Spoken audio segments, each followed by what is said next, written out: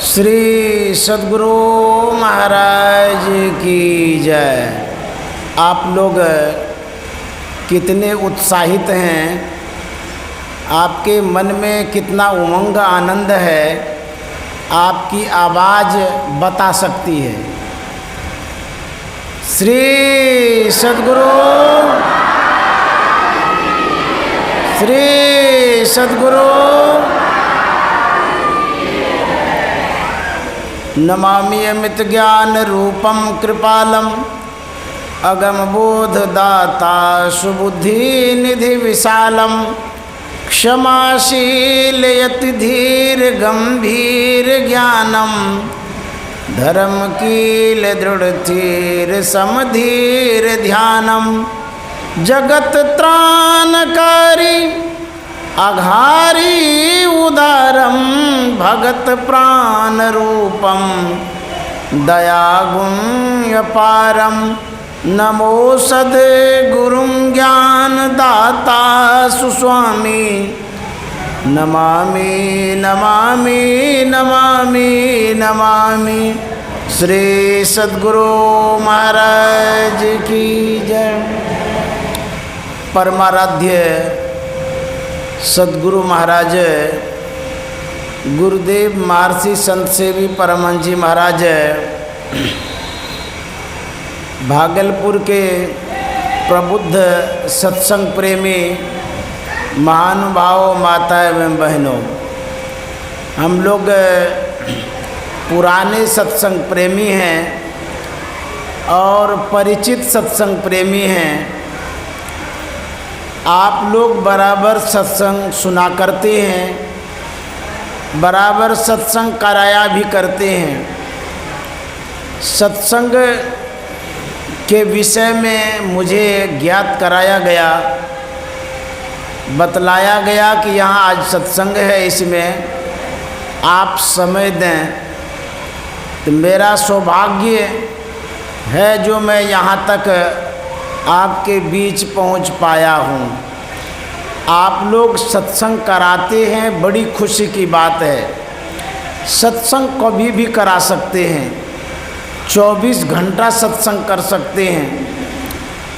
ऐसा भी हम समाज में देखा करते हैं, यदि घर में मृत्यु होती है तो शुभ कर्म नहीं करते हैं, धर्म का काम नहीं करते, मना कर दिया जाता है। लेकिन कभी भी आप सत्संग करेंगे तो कोई हर्ज नहीं है। मृत्यु हुई है तब भी आप सत्संग कर सकते हैं। गुरुदेव महर्षि संत सेवी जी महाराज जब शरीर छोड़े थे, सुबह प्रातः काल से जो सत्संग प्रारंभ हुआ, जब तक श्राद्ध की क्रिया पूर्ण नहीं हुई तब तक सत्संग होते ही रहा। तो सत्संग में कोई मनाही नहीं, करते रहना चाहिए। और यहाँ के लोगों के अंदर में जो उत्साह है, जो उमंग है, यह आप लोगों की उपस्थिति ही बता रही है कि आप कितने उत्साहित हैं। मैं आप सबों को धन्यवाद देता हूँ जो आप लोगों ने ये विशेष आयोजन रखा है। और इसी तरह से सत्संग करते रहने से समाज के लोगों में अच्छा संदेश जाता है। समाज के व्यक्ति जो सुदूर हो जाते हैं सत्संग से, उनके मन में जागृति फैलती है। हम किसी को कुछ जब सुनाते हैं तब वो आकर्षित होता है, खिंचाव होता है, वो हम तक पहुंचता है। यदि आप सत्संग कराते रहेंगे, लोग सुनते रहेंगे तो जुड़ेंगे, संत मत से जुड़ेंगे, गुरु महाराज से जुड़ेंगे, इस ज्ञान से जुड़ेंगे। इसलिए बराबर सत्संग करते रहना चाहिए, कराते रहना चाहिए। आप लोगों ने सराहनीय कार्य किया है, बहुत अच्छा काम किया है। सत्संग के विषय में गुरु महाराज ने कहा है कि नित्य प्रति सत्संग कर ले प्यारा, तेरा कार सरे सारा। यदि आप रोज सत्संग करते हैं, आपका लोक और परलोक दोनों बनेगा। आपका जो इच्छा है, आपकी जो इच्छा है, आप जो चाहते हैं वह काम बनेगा। गुरु महाराज कहते तेरा कार सरे सारा, कार मन कार्य होता है, काम होता है, सारा मन सब, लोक और परलोक दोनों बनेगा। जो मन में कामना है उसकी पूर्ति होगी। इसलिए सत्संग से लागी रहो रे भाई, तेरी बिगड़ी बात बन जाई। सत्संग करते रहेंगे, जो काम आपका बिगड़ा हुआ है वो सुधर जाएगा, बन जाएगा। इसलिए बराबर सत्संग करने की आवश्यकता है। जैसे प्रत्येक दिन शरीर को पुष्ट रखने के लिए पौष्टिक आहार की आवश्यकता पड़ती है। भोजन आप सही ढंग से करते हैं तो शरीर में शक्ति बनी रहती है, ताकत बना रहता है। ठीक उसी तरह से जब हम सत्संग भजन करते हैं, मानसिक रूप से हम सबल होते हैं, मजबूत होते हैं, दृढ़ होते हैं। तो मन को मजबूत करने के लिए सत्संग की आवश्यकता है। तो हम शरीर रूप से जैसे भी हैं तो आप जान ही रहे कैसे हैं, लेकिन मन से मजबूत होना बहुत ज़रूरी है। अब मन को मजबूत सत्संग करता है, इसलिए सत्संग की आवश्यकता है।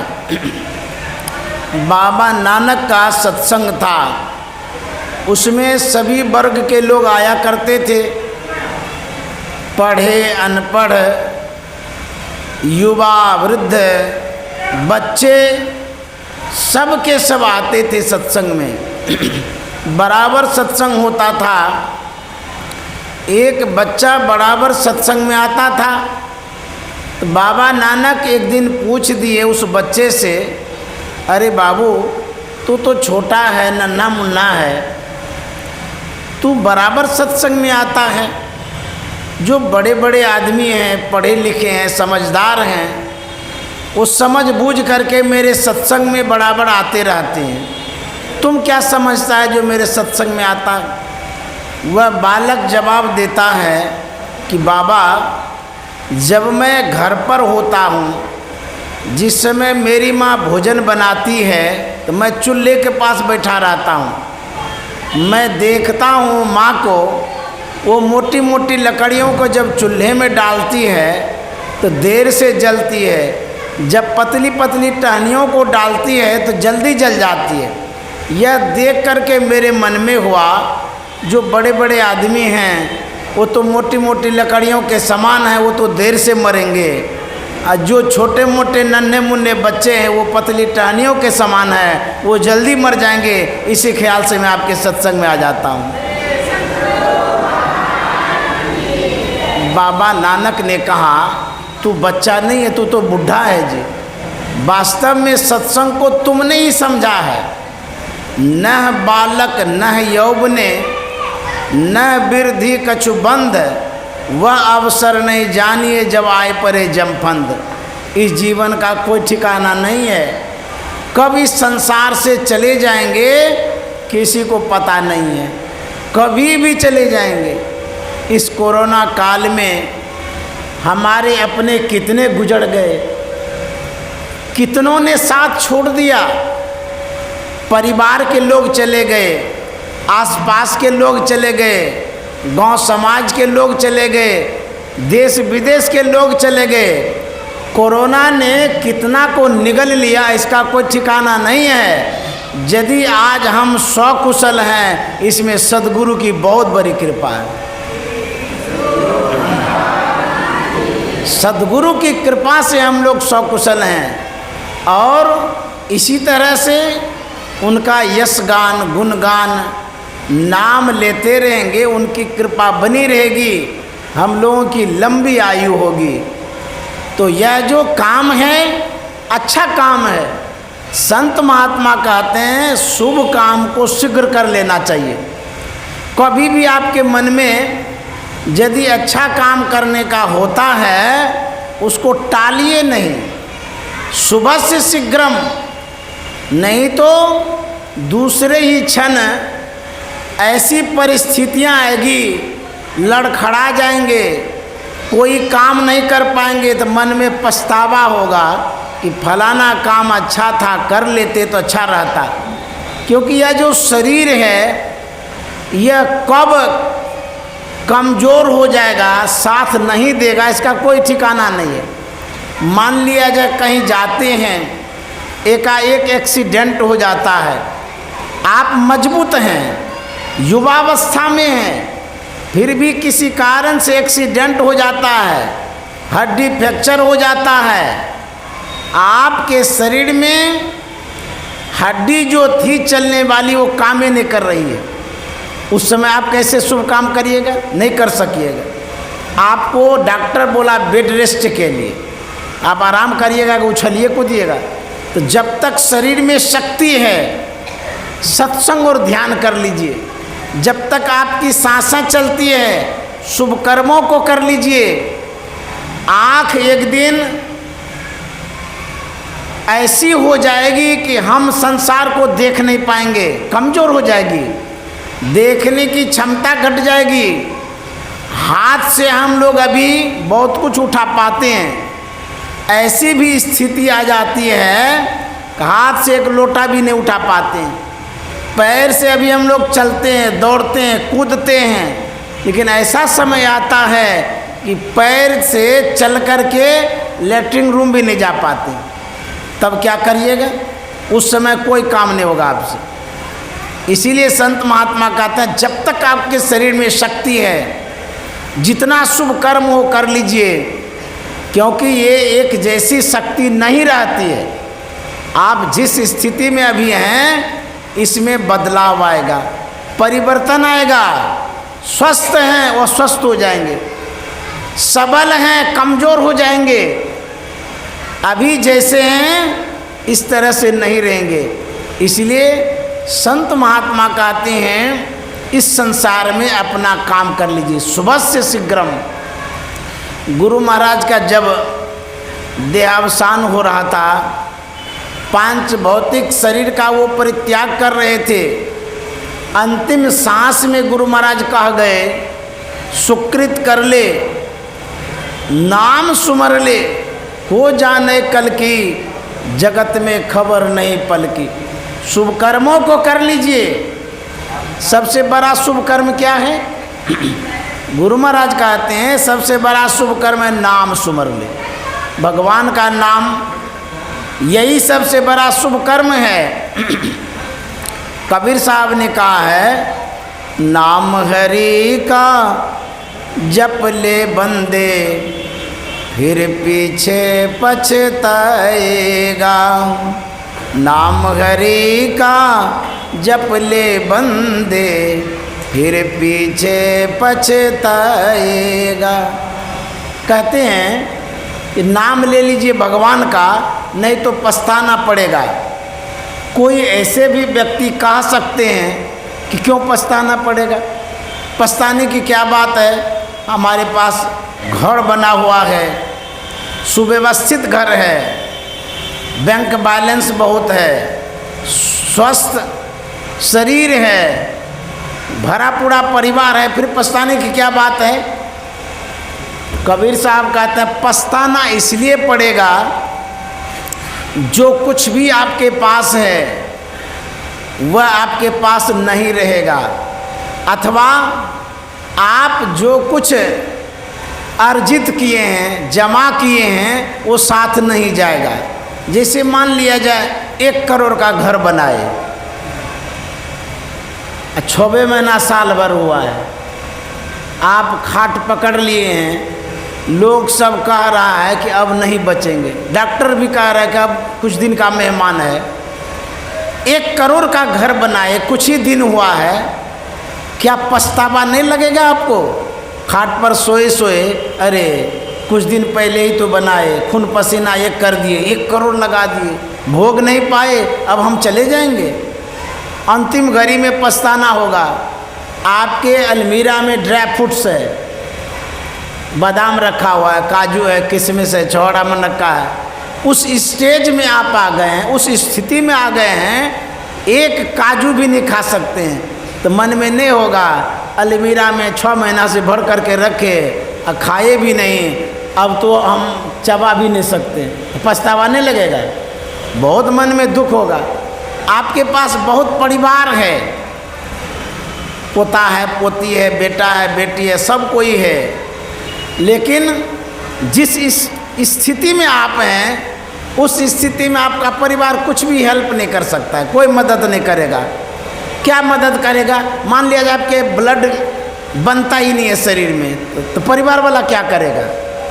ब्लड देते हैं वो भी नहीं रहता है, तो परिवार वाला क्या करेगा? पैसा नहीं है ना शरीर में, साट देगा। उस समय परिवार भी काम नहीं आएगा। आप सोचेंगे हाय राम ये क्या हो गया, उस समय पछताएंगे ये क्या हो गया। न परिवार साथ दे रहा है, न पैसा साथ दे रहा है, न घर साथ दे रहा है, सब चीज़ छोड़ करके चले जाएंगे।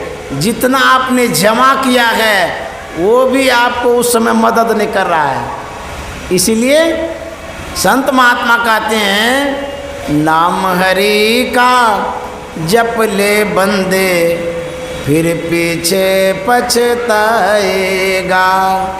तू कहता है मेरी काया, काया का गुमान क्या। तू कहता है मेरी काया, काया का गुमान क्या। चांद सा सुंदर ये तन तेरा क्या होगा, मिट्टी में मिल जाए। आप कहेंगे नहीं मेरा नहीं मिलेगा, क्यों? आप पहलवान हैं ना इसीलिए। अरे जो पहलवान रावण था वो भी तो नहीं रह पाया। भगवान कोटि के जितने व्यक्ति आए वो कहाँ रह पाए? किसका शरीर रहा इस संसार में? चाहे संत हों या भगवंत हों, चाहे आप गरीब हों या अमीर हों, जैसा भी आपका शरीर है एक दिन छूट जाएगा। कबीर साहब कहते हैं मिट्टी में मिल जाएगा। इस शरीर की ये दुर्दशा है, जन्मना, पलना, बढ़ना और मर जाना। एक दिन हम मरेंगे, इस बात को गांठ बांध लीजिए। सब कुछ असत्य है, लेकिन इस बात को मान लीजिए कि मरना सत्य है।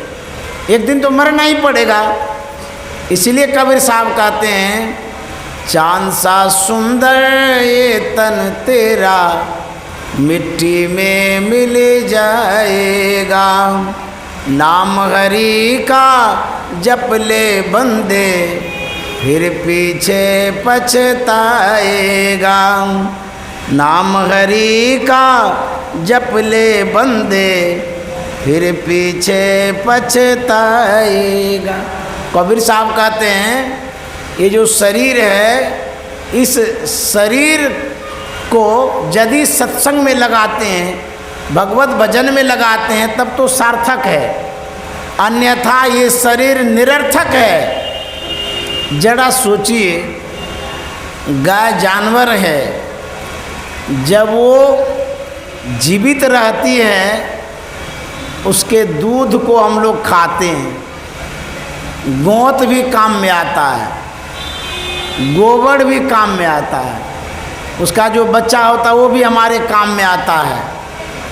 जब बेचारी मर जाती है गाय, मरने के बाद भी हमारे काम में आती है, हड्डी काम में आती है, चमड़ा भी काम में आता है।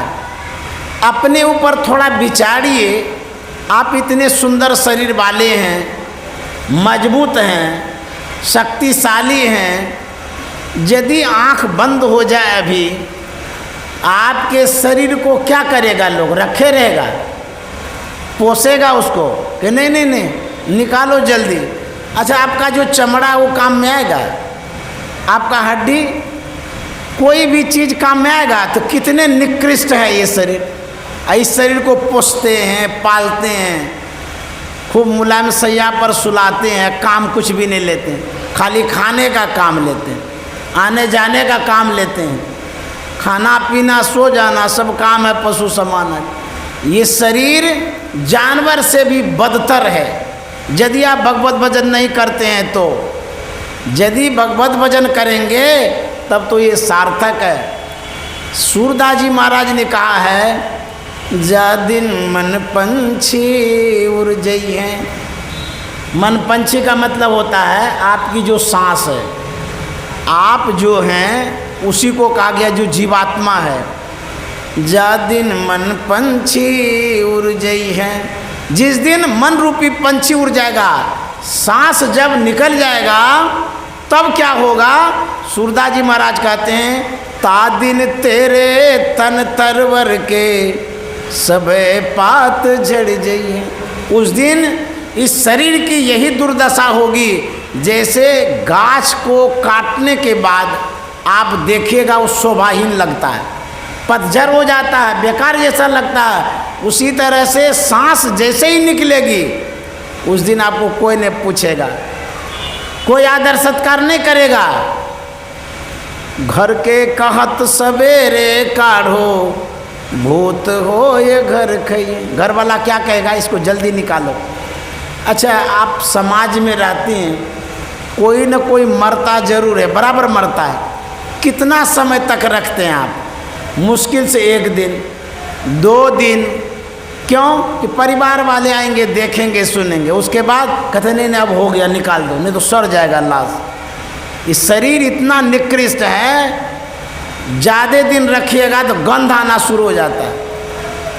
आपसे जो प्यार प्रेम है, जितना भी आपको मानता है, जब तक सांस है तभी है तक। और सांस निकल जाएगा तो कोई नहीं मानेगा, कोई नहीं पूछेगा, इसको रखबे नहीं करेगा।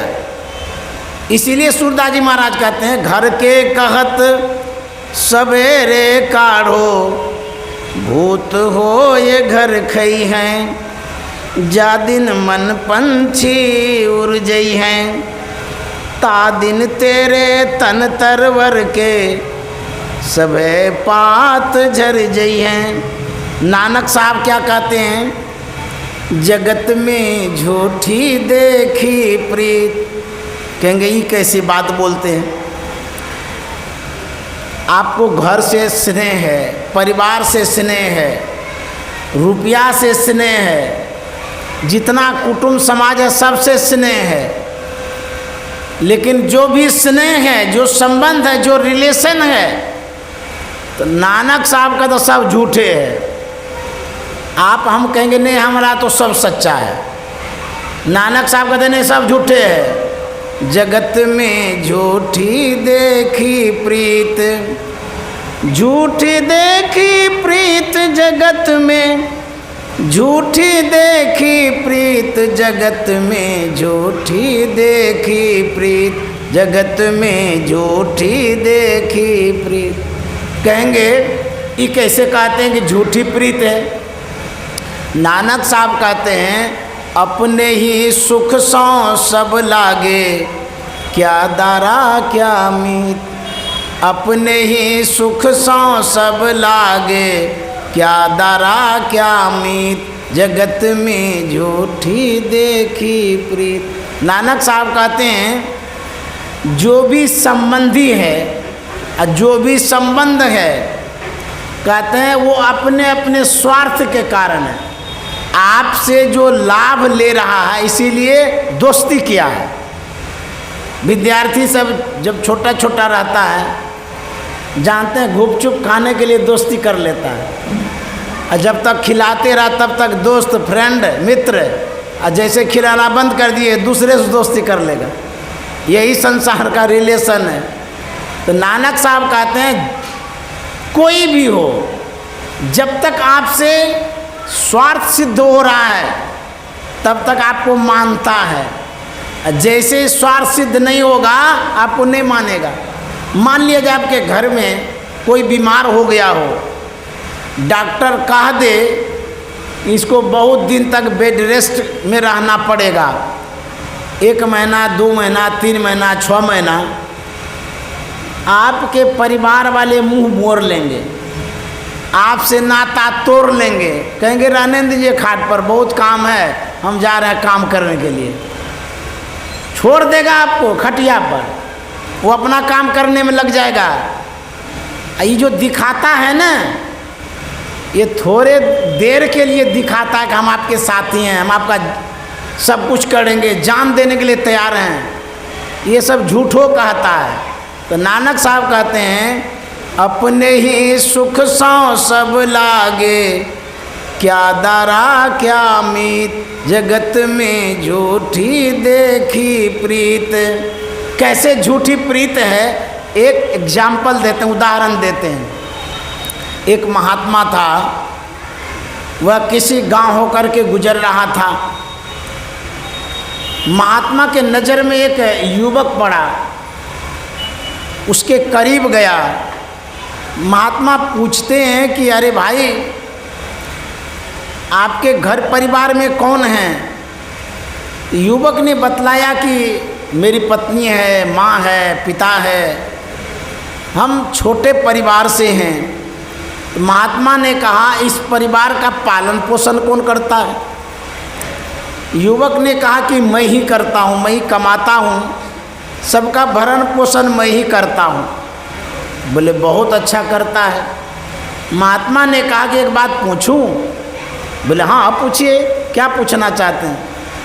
बोले कि तुम जो इतना करते हो परिवार के लिए, क्या ऐसा वक्त आएगा तुम्हारे लिए ये लोग करेगा? बोले वाह गजब की बात है, क्यों नहीं करेगा? जब हम खिलाते हैं, पिलाते हैं, सब कुछ करते हैं, वक्त आने पर ये लोग क्यों नहीं करेंगे? बोले तुमको विश्वास है? बोले हाँ विश्वास है, जब हम इसके लिए करते हैं तो मेरे लिए भी ये करेंगे। जिस परिवार का पालन पोषण हम कर रहे हैं, खिला पिला रहे हैं, कमा रहे हैं, तो वक्त आने पर ये लोग भी हमको मदद करेंगे, हेल्प करेंगे।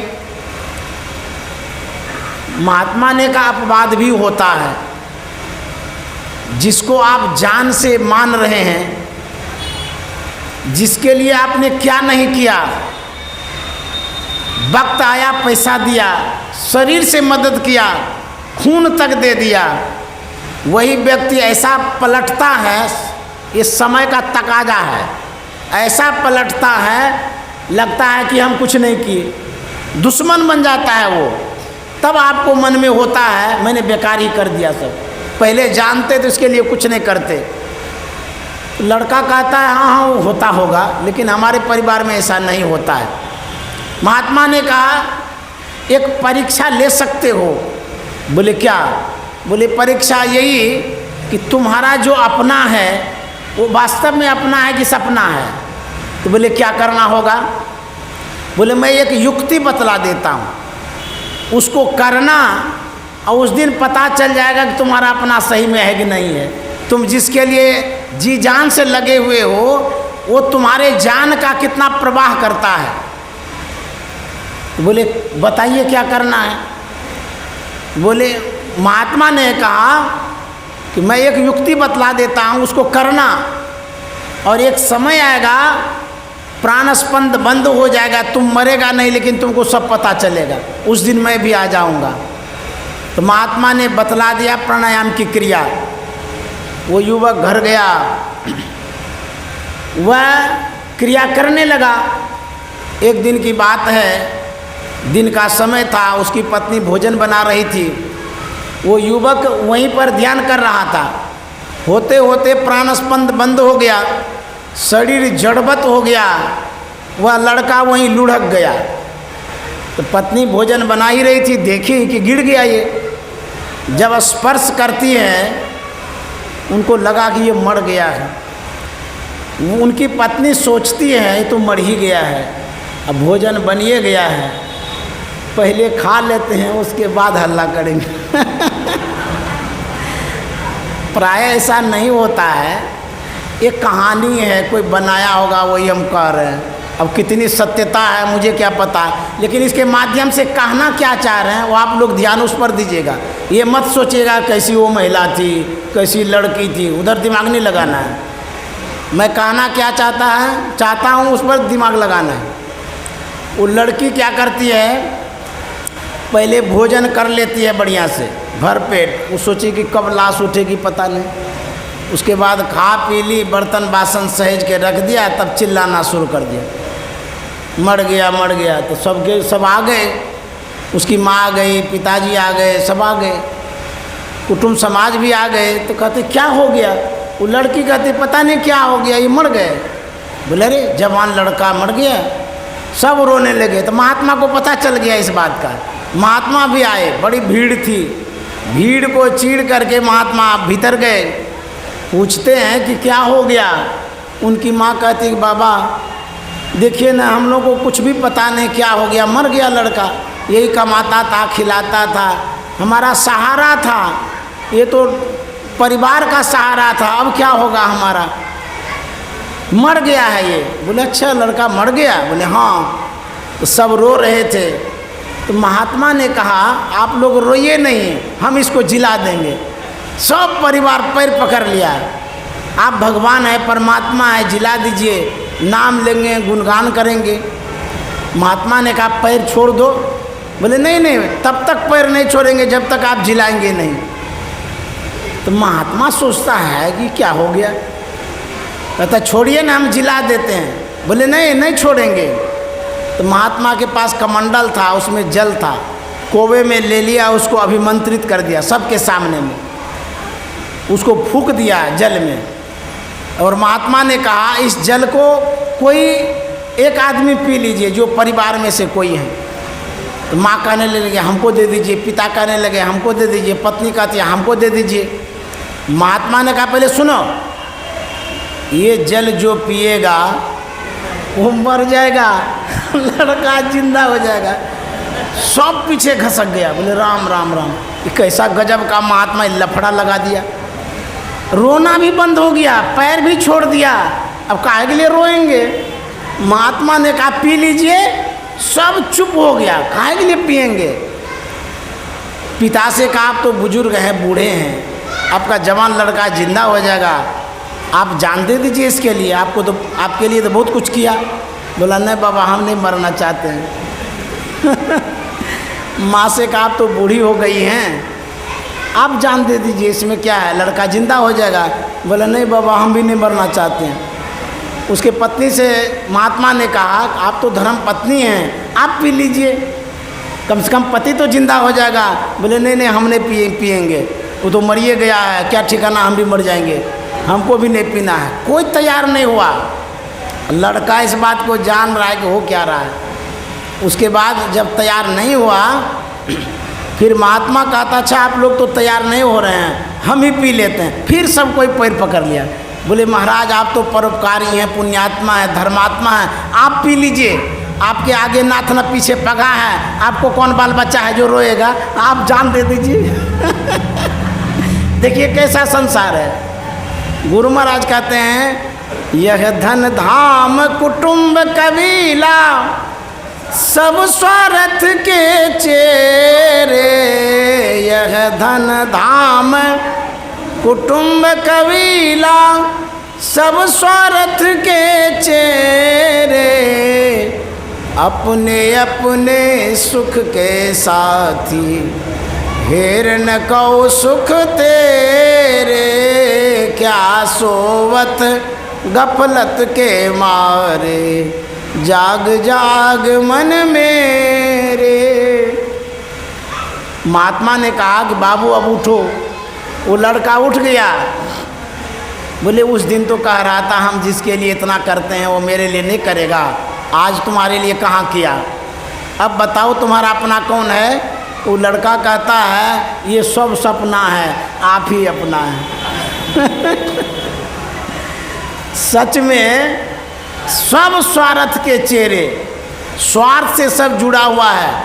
मेरे कहने का मतलब ये नहीं है कि आप घर छोड़ करके भाग जाइए या बच्चे को छोड़ करके कहीं चले जाइए या परिवार से दुश्मनी ठान लीजिए, ऐसा नहीं कह रहे हैं हम। मेरे कहने का मतलब है जितना संसार का लोग है आपसे मतलब तभी तक रखता है जब तक उसका स्वार्थ सिद्ध हो रहा है, चाहे पति हो पत्नी हो कोई भी हो। आपसे यदि कुछ सिद्ध नहीं होगा मुंह फेर लेगा, ऐसा ही ये संसार है। इसीलिए नानक साहब कहते हैं जगत में झूठी देखी प्रीत, जगत में झूठी देखी प्रीत, अपने ही सुख सौ सब लागे, क्या दारा क्या मीत, जगत में झूठी देखी प्रीत, जगत में झूठी देखी प्रीत। मेरो मेरो सब कहत हैं, हित सो बांधो चित, मेरो मेरो सब कहत हैं। जरूर बोलता होगा घर में, ये मेरी माँ है, ये मेरे पिता हैं, ये मेरी बेटी है, ये मेरा बेटा है। तो नानक साहब कहते हैं मेरो मेरो सभी कहते हैं, सब कोई कहता है ये मेरा है, ये मेरा है, ये मेरा है। नानक साहब कहते हैं इसमें फेरा है। अंत काल संगी नहीं को, यह अचरज की रीत, जगत में झूठी देखी प्रीत। ये जो रीत है, रीत में ना रिवाज, जो जुड़े हुए हैं आप हैं, आपने जो रिवाज बनाया है, ये बेटा है, बेटी है, परिवार है। नानक साहब कहते हैं जो भी कहता है मेरा मेरा, लेकिन अंत समय में तो सब फेरा है, सब भाग जाता है, कहाँ साथ देता है।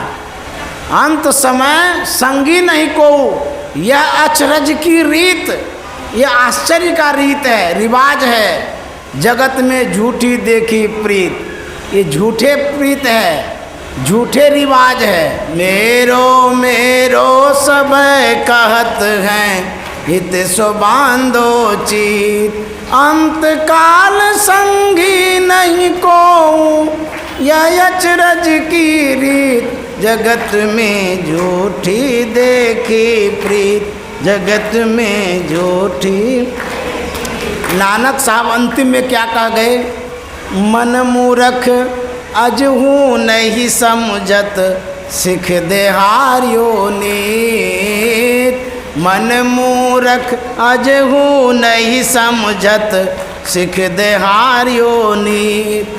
नानक भव जल पार परै जो, नानक भव जल पार परै जो, गावे प्रभु की गीत, जगत में झूठी देखी प्रीत, जगत में झूठी।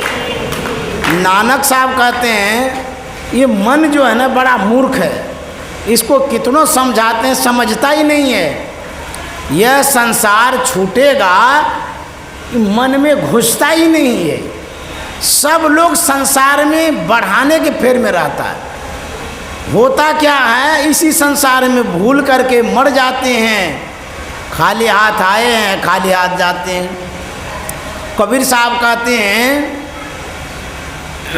वहाँ से क्या तो लाया बंदे, यहाँ से क्या ले जाएगा। वहाँ से मतलब आप माँ के पेट में जहाँ से आए हैं, वहाँ से क्या तो लाया बंदे, और यहाँ से क्या ले जाएगा। कबीर साहब कहते हैं मुट्ठी बांधे आया जग में, और हाथ पसारे जाएगा। मुट्ठी बांधे आया जग में, हाथ पसारे जाएगा। नाम हरि का जप ले बंदे, फिर पीछे पछताए। जब बच्चा जन्म लेता है, माँ देखती है कि मुट्ठी बंधी रहती है। आप विचारे हैं उस मुट्ठी में क्या है? कहेंगे कुछ तो नहीं रहता है। कितना भी बच्चा आया इस संसार में, किसी के मुट्ठी में कुछ देखे ही नहीं, खाली है मुट्ठी थी। तो चाहे मुट्ठी जो बंधी रहती है, इसका कोई राज तो होगा, कुछ रहस्य तो होगा, ऐसे मुट्ठी बंधी रहती है। उसमें राज है, उसमें रहस्य है। बच्चा लेके जरूर आता है, माँ बाप नहीं जान पाते हैं। बच्चा क्या लेके आता है? बच्चा कहता है कि देखो मैं इस संसार में अनमोल रतन तन लेकर के आया हूँ। ये शक्ति है उनकी। मैं इस संसार पर विजय प्राप्त करने आया हूँ, वो शक्ति लाया हूँ। मैं इंद्रियों को जीत लूँगा, वो शक्ति लाया हूँ। मैं मोक्ष को प्राप्त करूंगा, वो शक्ति मेरे मुट्ठी में है। मुट्ठी ताकत का प्रतीक है। बच्चे के पास अनमोल शरीर है, अद्भुत शरीर है, सब शरीरों से अद्भुत शरीर है, मुट्ठी बंदी है, यही बताता है बच्चा। लेकिन माँ क्या करती है, तेल लगा लगा के इतना पिछाड़ती है कि हाथ सीधा कर देती, मुट्ठी को सीधा करती है और संसार में लगा देती है। जो भी वो शक्ति लाया था इसी संसार में ख़त्म कर देता है। इसीलिए खाली हाथ जाता है। मुट्ठी बांधे आया जग में, हाथ पसारे जाएगा, नाम हरि का जप ले बंदे, फिर पीछे पछताएगा। नाम हरि का जप ले बंदे, फिर पीछे पछताएगा। जपना है तो जप ले बंदे, आखिर तो मिट जाएगा। जपना है तो जप ले बंदे, आखिर तो मिट जाएगा। कहत कबीर सुनो भाई साधो, करनी का फल पाएगा। कहत कबीर सुनो भाई साधो, करनी का फल पाएगा। नाम हरि का जप ले बंदे, फिर पीछे पछताएगा। श्री सद्गुरु। आप लोग सत्संग करते रहिए। यह सबों ने कहा है, महापुरुषों ने कहा है, संतों ने कहा है, उनके विचारों को मान करके मैं भी कह रहा हूँ कि सत्संग करते रहिए। इससे क्या होगा, आपकी पूंजी बढ़ेगी, है ना। अच्छा, तब तो कुदाल चलाना, मजदूरी करना सब छोड़ देते हैं, सत्संग करेंगे, पूंजी बढ़ती रहेगी। बढ़ती है, धन भी बढ़ता है इससे। विश्वास करके करिएगा तो जरूर बढ़ेगा, बढ़ेगा। और वो पूंजी है यहाँ से जाने के बाद की पूंजी, धर्म की पूंजी, अलौकिक पूंजी, पारमार्थिक पूंजी। जो कुछ कमा रहे हैं वो यहीं छोड़िएगा, अभी जो कमा रहे हैं ये साथ जाएगा। इसलिए इसको जरूर करते रहिए, यही आपको मदद करेगा। बाद में मरने के बाद जहाँ जाइएगा यही पूंजी आपको हेल्प करेगा, मदद करेगा। एक कहानी कह के मैं समाप्त कर देता हूँ। यदि संतों के विचार को मानेंगे तब क्या होगा, वही कहानी है, और उसके बाद समाप्त करेंगे। एक कुंभकार था। कुंभकार कुम्हार को कहते हैं, मिट्टी का बर्तन जो बनाता है। वह थोड़ी सी मिट्टी लेकर के चाक पर चढ़ाता है और आकार प्रकार देता है। तब तक में उसकी पत्नी आ जाती है। वह देखती है कुंभकार कुछ बना रहा है, पूछ बैठती है, अरे कुंभकार थोड़ी सी मिट्टी लेकर के क्या बनाने जा रहा है। कुंभकार कहता है मैं चिलम बनाने जा रहा हूँ। बोले क्यों? बोले चिलम की बिक्री होगी, कुछ पैसा होगा, कुछ तो धंधा करना चाहिए, इसीलिए मैं चिलम बनाने जा रहा हूँ। उनकी पत्नी कहती है मेरी मानो, मेरा विचार यदि मानो तो चिलम बनाना छोड़ दो, क्योंकि इसमें थोड़ा सा पैसा होगा, 2-4 पैसा होगा, कितनी बिक्री होगी।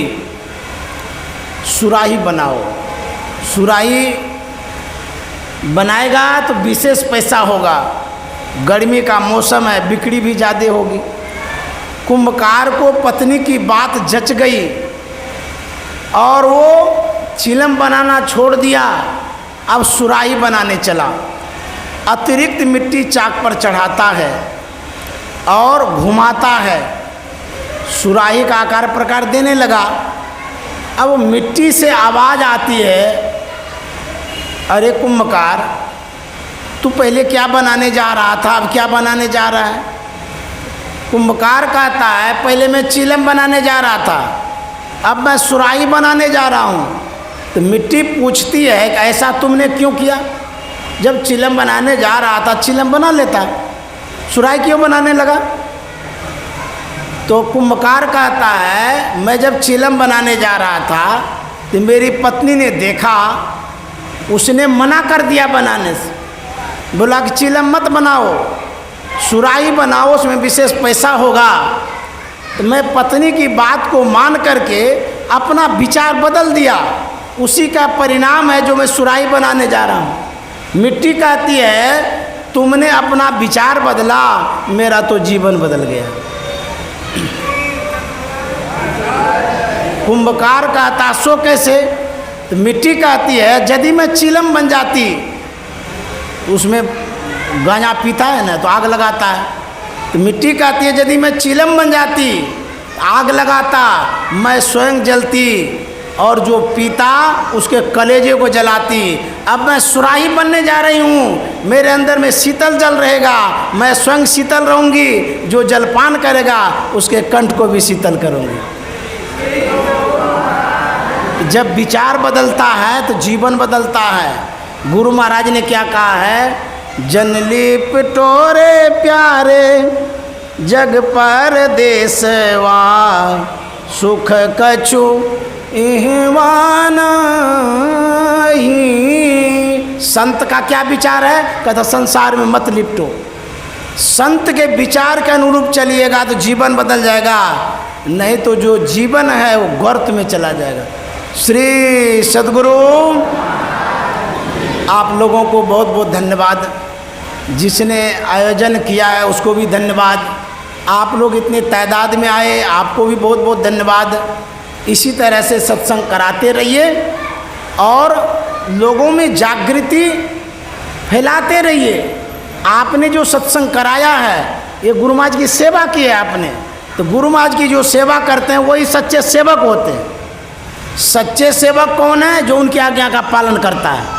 तो आपने आज्ञा का पालन किया है, आप लोग सच्चे सेवक हैं। गुरु महाराज की इसी तरह से सेवा करते रहिए, इसी से आपका कल्याण होगा, इसी से मोक्ष और मुक्ति मिलेगी, इसी में सबकी भलाई है। श्री सद्गुरु